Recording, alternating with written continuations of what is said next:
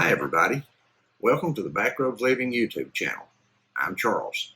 Today we're going to be talking about how to vacuum seal dry goods for long-term storage. Now, I'm not a professional or an experienced person at this by any means, but I have been watching other YouTube channels and reading up on this as to how to do it and the best methods to do it in. So one way to do it is to use a vacuum sealer bag. Another way, of course, is to vacuum seal them in pint or quart canning jars, half-gallon canning jars, which I don't have the means to do that with this vacuum sealer yet, but we do have an attachment ordered for that. There's also a way to do that by heating them in the oven, and we'll get to that later on. There's videos that we're going to be making in the future to cover these other means and methods of doing them. But today we're going to talk about vacuum sealing and vacuum bags. We have a vacuum sealer that we use, and we've been doing some prepping now for a couple of months. We really should have been doing this for a long time. We are kind of in high gear trying to get this thing done and caught up, because we truly feel like that we're coming into a season in our lives and in the United States that we've never seen before and that we've never experienced before. We saw a shortage of goods on the store shelves back in the spring when this, they called it a pandemic, the flu that's supposed to be going around. And anyway, the store shelves emptied. Toilet paper, all kinds of canned foods. We went to Walmart right after that started, and all the talk about it started. You couldn't buy a roll of toilet paper. You couldn't buy a can of corn. You couldn't find sugar or flour or cornmeal or any of that stuff. You know, I look back now and I laugh at it, but it's not anything that's funny, because it's going to happen again this fall. There will be another. They've already announced it. The reason I'm saying this, the news media and the people who do the talk have already announced that there's going to be a second wave, and governors all across our land are trying to enforce mask mandates and asking people to wear shields over their faces and goggles on their eyes and everything in the world. And when you do that and you scare people, it makes people panic. And when people panic and they go into a buying mode, it will clear the shelves. Now, we've already seen it, but I think it's going to be worse this time than it was in the spring. So we're trying right now to get prepared for this. We're buying up dry goods like beans and rice and pastas and those kind of things. We're buying up flour and meal, cereals, salt and sugar. We're just buying up things that we'll be using for long-term storage to get by them, so we won't be going hungry. Because if the food flies off the shelves and they don't restock it, and right now, you know, they're talking about a tin shortage and a steel shortage, so they're not going to be able to be manufacturing cans to put canned goods in, like canned corn and canned beans, canned vegetables,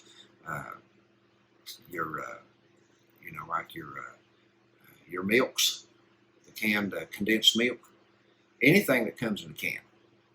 If there's a tin shortage and an aluminum shortage, then the stuff they put this in, it's not going to be there for them to make the cans for it. So keep that in mind also. There's a lot of things going on around the world right now. A lot of things that are going to affect our food supply. We had 10 million acres of corn destroyed in the Midwest here a couple of weeks ago. And China's rice production has just been depleted terribly by the flooding over there. And they have just ordered here recently one of the largest orders they have ever ordered for corn from the United States. That's going to affect us. So we need to be preparing. We need to get ready.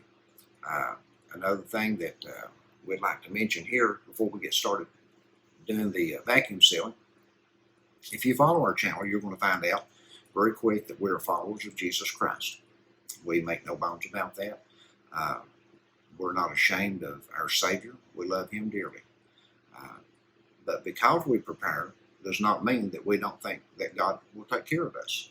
We most certainly know that God is our keeper and that He helps us and that He takes care of us when we are in need. But He gave us a brain to think with. And even in the book of Proverbs, Solomon said to consider the ant you sluggard. He works all day to prepare, or he works all summer to prepare for the winter. So, we need to prepare for things when we see things coming. I think we're expected to do that. God expects us to do our part, and He always does His part. When we do our part and we fall short, He's always there to pick us up and help us. And we believe that with all our hearts. So Christians, yes, should prepare. If you see a storm coming, get in out of the storm. It's really that simple. Don't just stand out in it to tempt God. Do your part. So let's do our part, okay? Let's get ready for this thing. So if you don't think this is going to be happening, that's fine.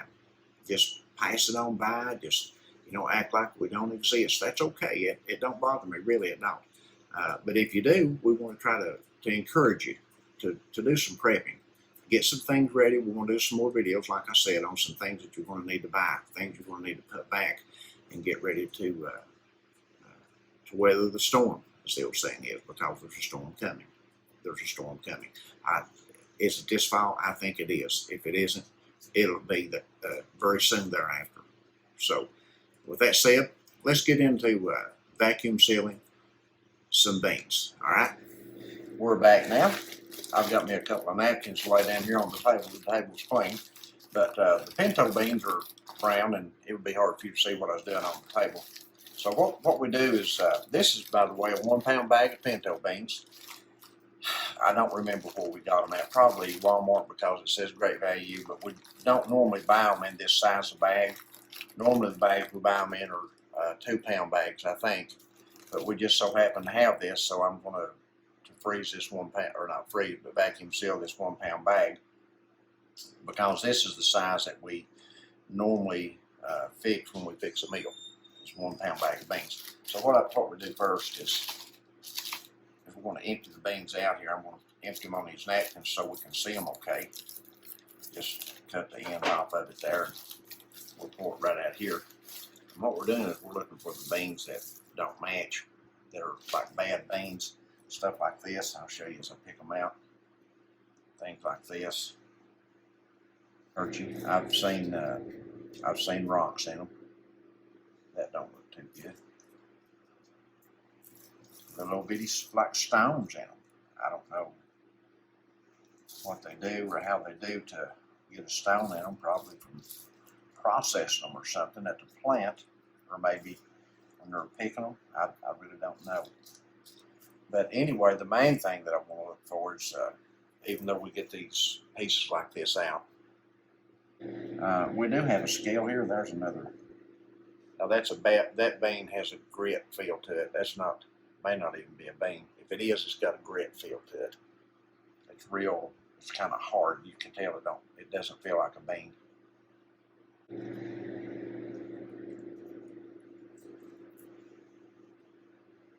But anyway, we just, if you want to do that, you can. If you don't do that, that's fine.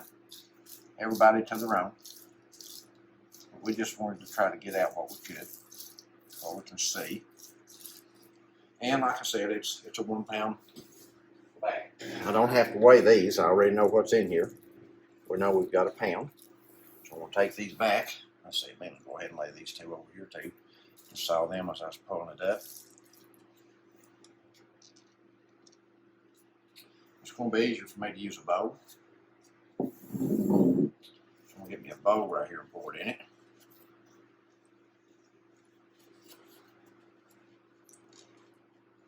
Just like this. There we go. Like jumping beans are trying to get away from us. Alrighty. Now we're going to use our vacuum seal bag right here that came with our vacuum sealer. As you can see, they're just standard vacuum seal bags. I've already heated this. You can see the seam, I hope. Always check your seam, make sure it's seamed all the way across really well. like I said, this is a piece that was left over after today we were vacuum sealing flour, I think. So I believe this will hold that pound of beans. We'll see right here in just a second.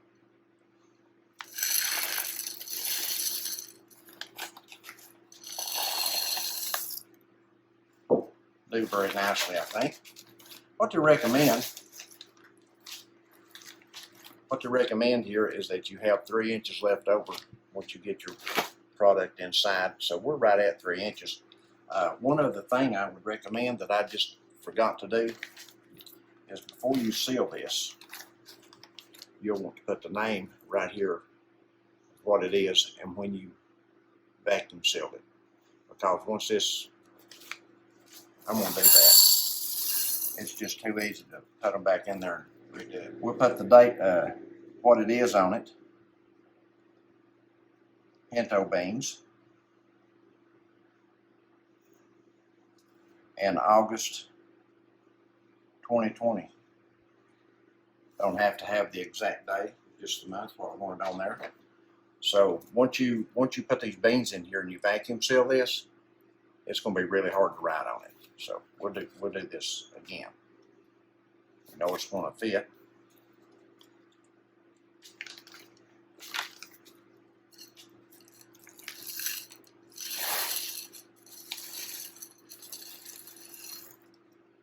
There we go.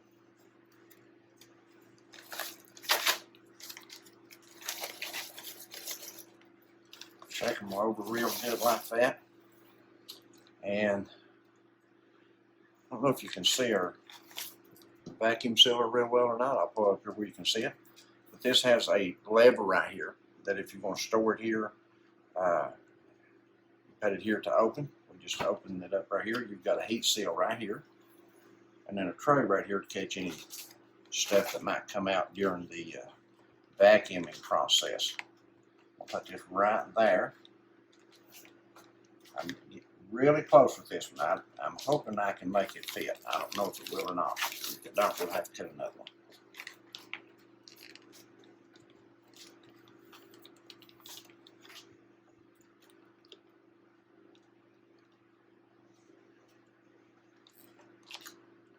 We're going to lock it right here and see. We'll know by the sound right here if this seals it or not. Vacuum seal. It's speeding up, the sound changes, so it's actually sucking all the air out. We're doing the seal right now. The red dot, the red light is the seal. When the red light shuts off, we can take it out. All right, so now we're ready to take this thing out. We'll check our seal on this and see what it looks like. And buddy, that looks really good. Now that's just like a hard rock. That's why I said you need to write your stuff on first. Now, if you give this about 24 hours and check it, and it's soft, it's got air in it. That means you've got a leak. You'll need to reseal it. But that's how you seal these.